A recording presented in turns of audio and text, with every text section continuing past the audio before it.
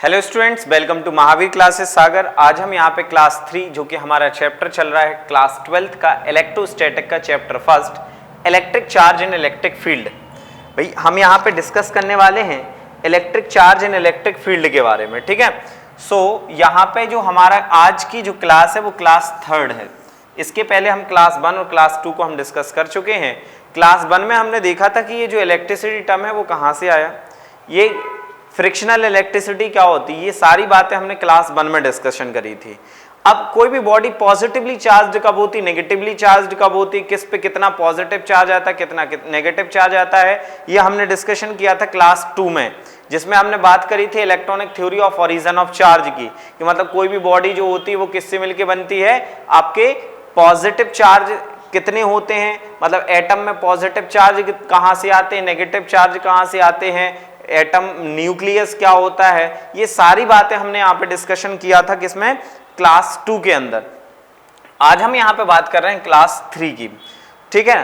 तो जो लोग भी हमारे इस क्लासेस को, इन हमारी महावीर क्लासेस की इस यूट्यूब चैनल को फॉलो कर रहा है और अगर सागर में रहता है और अगर हमारी ऑफलाइन क्लासेस में आना चाहता है तो ये कॉन्टेक्ट नंबर है भाई, ये एड्रेस है, आप फोन लगा के हमारे बैचेस से जुड़ सकते हैं। अगर आप ऑनलाइन क्लासेस के माध्यम से जुड़ना चाहते हैं तो हमारे ऐप पर ये सभी क्लासेस अवेलेबल होंगी विथ नोट्स के, क्योंकि यहाँ पे नोट्स आपको यूट्यूब पे तो नहीं मिल पाएंगे, लेकिन अगर हम ऐप के माध्यम से जुड़ेंगे तो वहाँ पे आपको प्रॉपर पूरे क्लास के नोट्स मिलेंगे, हर एक सब्जेक्ट के टेस्ट भी यहाँ पे अवेलेबल रहेंगे, ठीक है।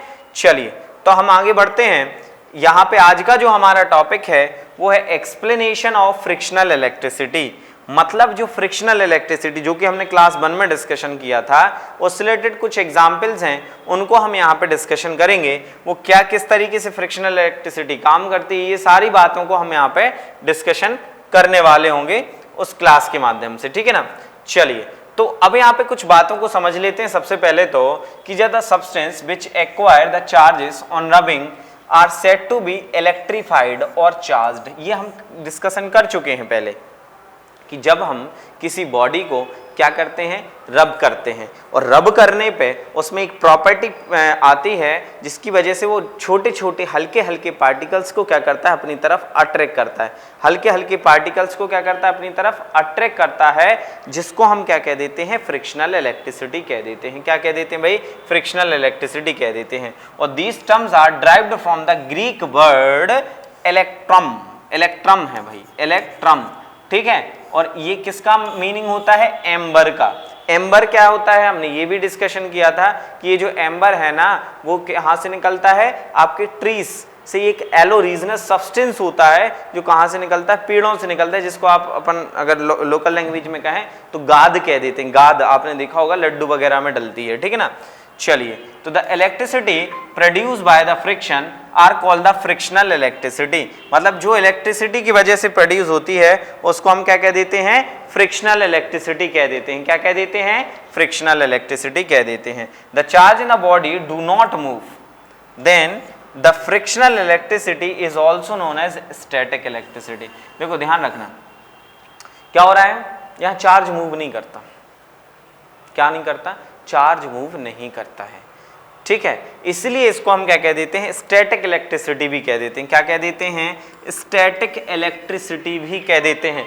ध्यान रहे सभी लोग, इनको क्या कह देते हैं, स्टैटिक इलेक्ट्रिसिटी भी हम कह देते हैं, ठीक है। और charging a rod by the rubbing it does not create electricity but simply transfer और redistributes the charges in a material, मतलब यहाँ पे चार्जेस का क्या होता है, ट्रांसफर होता है। चार्ज को क्रिएट नहीं करते हम, क्या करते हैं, चार्ज को ट्रांसफर करते हैं। मतलब कि charging of a rod by rubbing does not create electricity but simply transfer and redistributes the electrons in a material. हम क्या करते हैं, मटेरियल में एक मटेरियल से दूसरे मटेरियल में चार्जेस, इलेक्ट्रॉन्स को ट्रांसफर करते हैं। एक पूरे सिस्टम का जो चार्ज होता है वो हमेशा कंजर्व्ड रहता है। अभी आगे हम प्रॉपर्टीज पढ़ेंगे जब बेसिक प्रॉपर्टीज ऑफ चार्जेस, तो वहां पे हम डिस्कशन करेंगे कि भाई ये जो चार्ज होते हैं वो किस तरीके से कंजर्व्ड रहते हैं।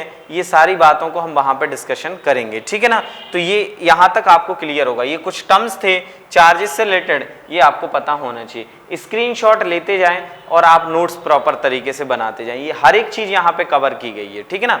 चलिए अब हम आगे डिस्कशन करते हैं।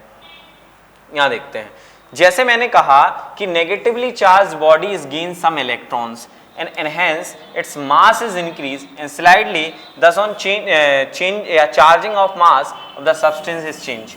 मतलब कि बेसिकली जब क्या होता है कि किसी भी इलेक्ट्रॉन्स को ट्रांसफर करेंगे तो इलेक्ट्रॉन का कुछ ना कुछ क्या होता है, मास होता है, इलेक्ट्रॉन का कुछ ना कुछ क्या होता है, मास होता है। तो इस मास की वजह से क्या होता है, मतलब जब इलेक्ट्रॉन ट्रांसफर होते हैं एक जगह से दूसरी जगह तो उसका मास भी क्या होता है, इंक्रीज होता है और डिक्रीज। जब इलेक्ट्रॉन्स कम होंगे जहां से तो मास कम होगा, इलेक्ट्रॉन्स बढ़ेंगे तो मास बढ़ेगा।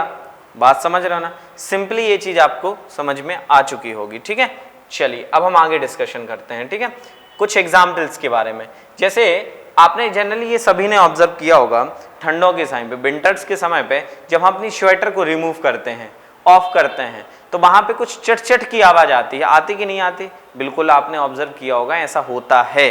कैसे होता है वो समझ लो। जैसे कि स्वेटर है या कोई सिंथेटिक क्लॉथ की अगर हम बात करते हैं तो यहाँ पे कुछ क्या होता है, साउंड प्रोड्यूस होता है, कुछ स्पार्क्स उसमें आते हैं। तो ये किस वजह से होता है, ये होता है फ्रिक्शन की वजह से। क्या होता है कि जो हमारे सिल्क या फिर वुलन होती है उसको जब हम रब करते हैं तो उसकी सरफेस पे आ जाते हैं कुछ चार्ज, मतलब वो हो जाता है क्या, इलेक्ट्रीफाइड। और इलेक्ट्रीफाइड होने की वजह से उसमें क्या होता है, कुछ स्पार्क्स, कुछ चट चट की आवाज आती है। वो रीजन है किसकी वजह से, फ्रिक्शनल इलेक्ट्रिसिटी की वजह से। किसकी वजह से, फ्रिक्शनल इलेक्ट्रिसिटी की वजह से। ठीक है ना, चलिए हम आगे अगर डिस्कशन करें तो व्हेन द प्लास्टिक चेयर, और प्लास्टिक मटेरियल कुछ भी हो सकता है, अगर हम उसको रब्ड करते हैं तो वो क्या होता है, जो क्लॉथ है या जिससे, ये जनरली आपने ये डायग्राम दूसरा यहाँ पे लिया हुआ है, लेकिन अगर हम कुछ इस तरीके से देखें, ये घर पे आपने करके देखा होगा कि जैसे ये क्या है, प्लास्टिक चेयर है।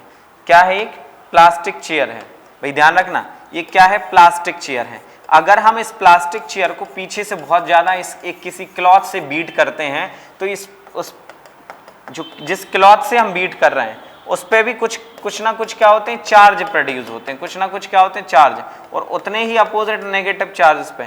तो जो व्यक्ति बैठा हुआ होता है उस पे कुछ ना कुछ क्या होता है कि स्पार्क, एक कुछ करंट टाइप का लगता है। आप ये करके देख सकते हो घर पे। ठीक है ना, जैसे ये तो आपने जनरली सभी ने करके देखा ही होगा, इसमें कोई बड़ी बात नहीं है। ठीक है, अब हम आगे बात कर लेते हैं। जैसे कि ये कार है, ये कार चलती हुई आ रही है बहुत दूर से, और जैसे ही आपने उसके डोर को ओपन किया तो डोर को ओपन करने पे आप ये देखेंगे कि कभी कभी आपको एक हल्का सा झटका लगता है, एक हल्का सा शॉक लगता है। ये किसकी वजह से होता है, ये किस रीज़न से होता है, क्योंकि यहाँ पे क्या होती है, ये जो सरफेस होता है ये हो जाता है चार्ज। तो यहाँ पे कुछ क्या होते हैं, चार्ज प्रोड्यूस हो जाते हैं। क्या होते हैं, इसकी सरफेस पे कुछ चार्जेस आ जाते हैं। ये कुछ इस तरीके से पॉजिटिव नेगेटिव हम कह सकते हैं, ये क्या होते हैं, चार्ज। और जैसे ही हम उस डोर को क्या करते हैं, ओपन करते हैं, जैसे ही उस डोर को क्या करते हैं, ओपन करते हैं, तो ये चार्ज क्या होते हैं, हमारी बॉडी में फ्लो होने लगते हैं। उस वजह से हमें क्या लगता है, हल्का झटका लगता है। ये कभी कभी आपके साथ भी हुआ होगा।